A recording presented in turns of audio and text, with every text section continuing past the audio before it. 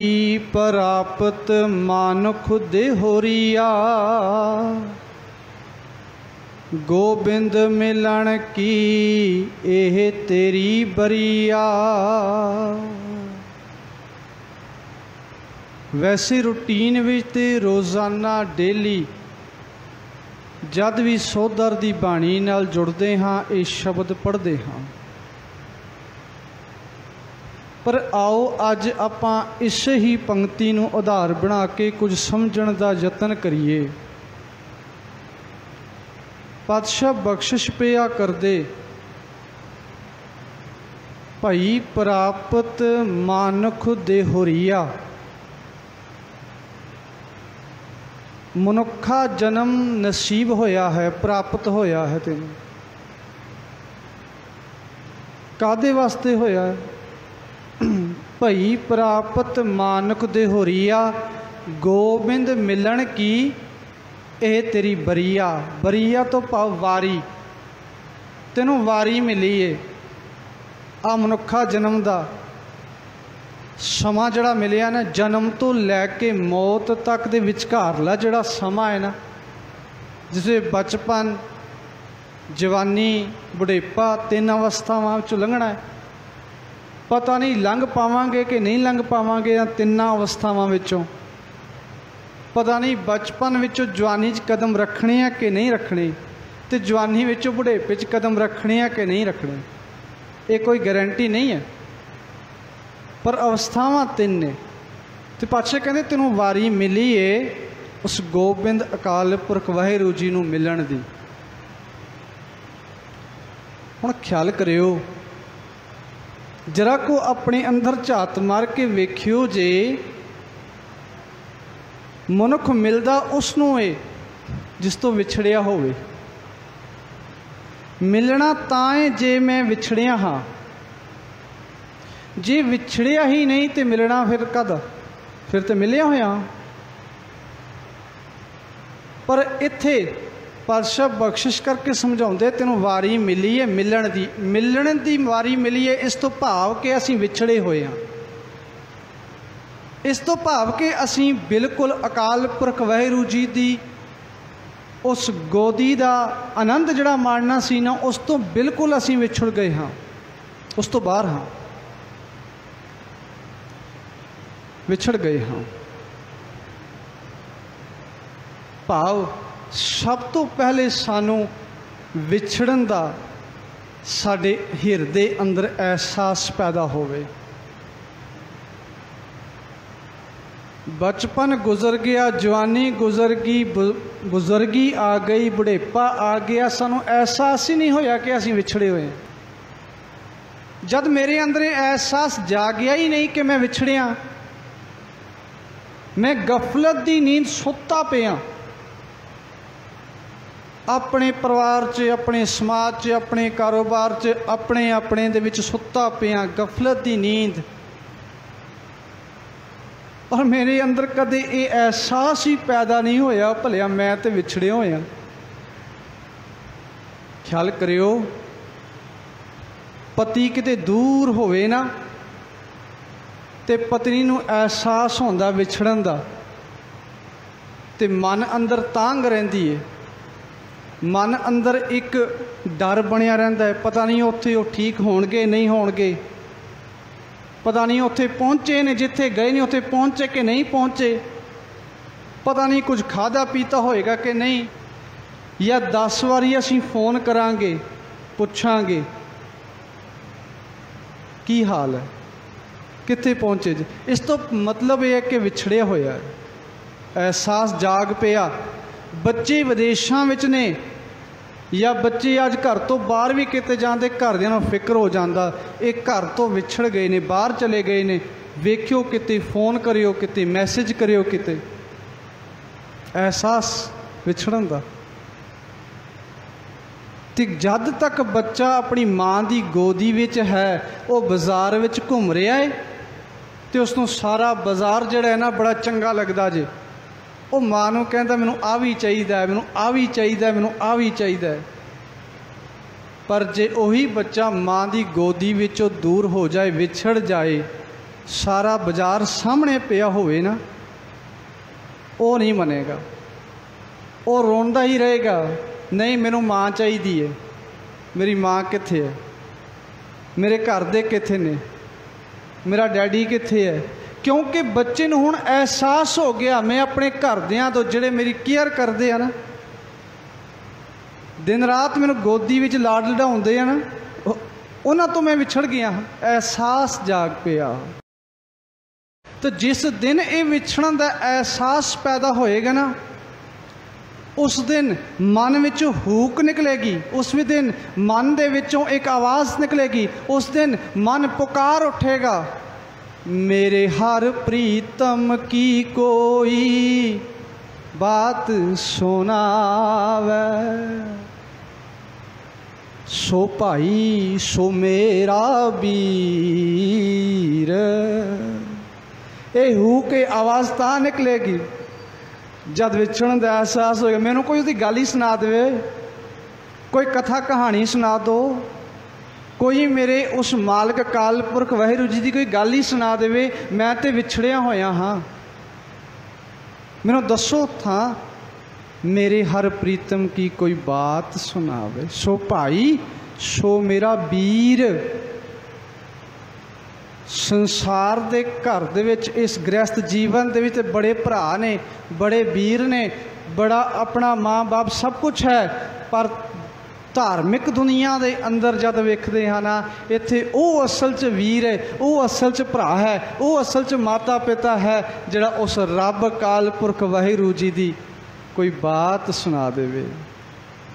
जिस समय ये विछड़न का एहसास पैदा होएगा, उस समय इस विछड़न के एहसास विचों एक होर चीज़ पैदा होएगी, वो है विछोड़े का दर्द। दर्द विच मनुख कलपदा है, दर्द विच मनुख दा आपा जिहड़ा वो वस विच नहीं रहिंदा, दर्द दे विच मनुख जिहड़ा है वो मानो व्याकुल ही रहिंदा है। दर्द विछोड़े का दर्द होवे, इस विछोड़े के दर्द नूं जे विछोड़े का दर्द हिरदे च होएगा ना, फिर दिन रात मालिक परमात्मा अकाल पुरख वाहिगुरू जी के अगे अरदासां ते बेनतियां पिया करेगा। ये दर्द जब अंदर हिरदे च महसूस होएगा, फिर अपने उस मालिक प्रीतम दे नाल रिश्ता बनाने दे लई, मिलाप दे लई अरदासां ते बेनतियां पिया करेगा।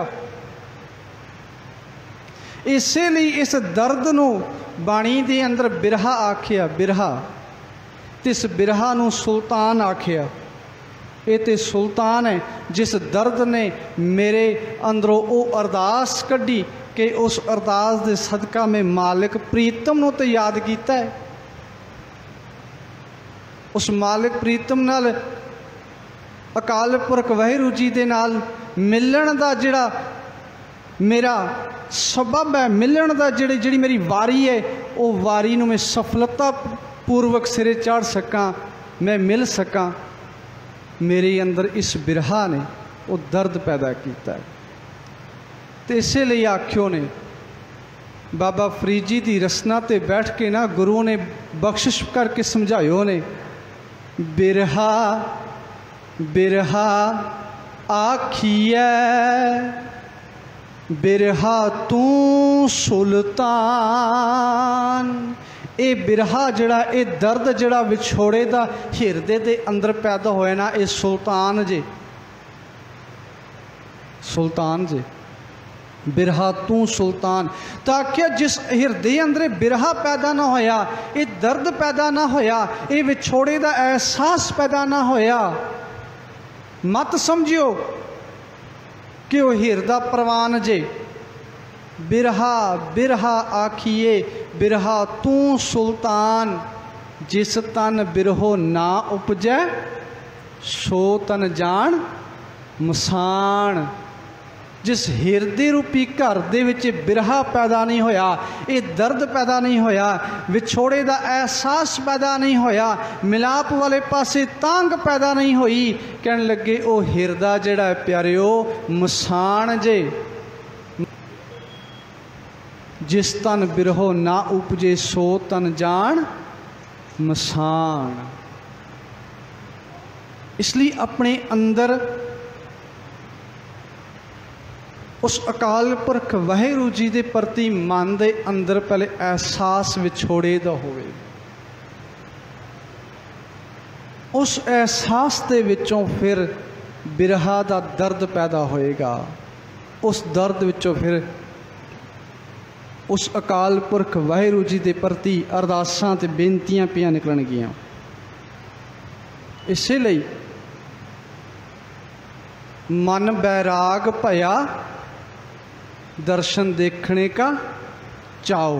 वैराग पैदा होया मेरे मन अंदर, फिर वैराग पैदा होएगा। मैं कदों अपने गुरु नूं अपने रब नूं तकां। व्याकुलता किहड़ी घड़ी होएगी जिस घड़ी में उस मालिक प्रभु दे नाल एकमिक होवां, उसदे दर्शन पिया करां। मन अंदर इतनी चाओ, मन अंदर इतना प्रेम, मन अंदर उस अकाल पुरख वाहिगुरू जी की प्रति इतनी भावना पैदा हो जाए। मन बैराग भया दर्शन देखने का चाओ। कबीर साहब जो वेखदे ना तो भगत कबीर साहब जी कहते, हे रब, हे अकाल पुरख वाहिगुरू जी, मेरे वाल पिठ करके क्यों बैठा जे। देखो रब दे नाल किवें डायलॉग हो रहे ने, किवें गलबात हो रही है। जिवें सामने बिठाया रब नूं, आख्या मेरे वाल पिठ करके बैठा जे। नहीं, मैनू नहीं चंगा लगता। इस तो जे मेरे वाल पिठ करनी है तो समझ लो कि मेरे शरीर उपर आरा चल जावे, मैनू वो परवान जे, पर तुहाडी पिठ मेरे वाल कर देनी, मूँह मेरे वालों फेर देना, मैनू परवान नहीं जे। ते भगत कबीर साहब जी, करवत भला, करवत तो भावे आरा, भला तो मतलब है चंगा, मैनू चंगा लगेगा आरा जे मेरे शरीर ते चल जाए, पर तुसी मेरे तो मूँह फेर लो, वो मैनू चंगा नहीं जे लगता। करवत भला ना करवट तेरी, लाग गले सुन बेनती मेरी, हों वारी मुख फेर प्यारे, वट दे मुख काहे को मारे। मैनू अपने गल नाल ते ला। फिर मन बैराग भया दर्शन देखने का चाओ। धन सो तेरा थान, पर एहसास ते जाके, इसलिए एहसास जगाउण दे लई ही मेरे सतगुरु सच्चे पातशाह धन साहिब श्री गुरु अर्जन पातशाह महाराज जी ने बख्शिश करके सोहदर दी बाणी दे अंदर शब्द दितो ने कि भई परापत मन खुद होरिया, गोबिंद मिलन की एह तेरी बरिया, अवर काज तेरे किते नाकाम, मिल साध संगत भज के वल नाम। हुण तरीका दस्यो ने, कहन लगे कि संसार के जिन्ने मर्जी काम कर ले वो केवल संसार तक सीमित ने, तेरे परिवार तक सीमित ने, तेरे रिश्तेदारियां तक सीमित ने, तेरे कारोबार नाल सीमित ने। पर ख्याल करी जिस दिन तू संगत च आके बैठेगा तो तेरे अंदर उस संगत विच बैठ के तेरे अंदर एक एहसास जागेगा कि तू रब काल पुरख वाहिगुरू नूं मिलण वास्ते आया जे। ये एहसास ना तेनों परिवार ने देना है, ना रिश्तेदारी ने देना है, ना बिजनेस ने देना है, संसार के किसी होर ने नहीं देना। ये एहसास तेरे अंदर जगाउणा है ते साध संगत ने जगाउणा।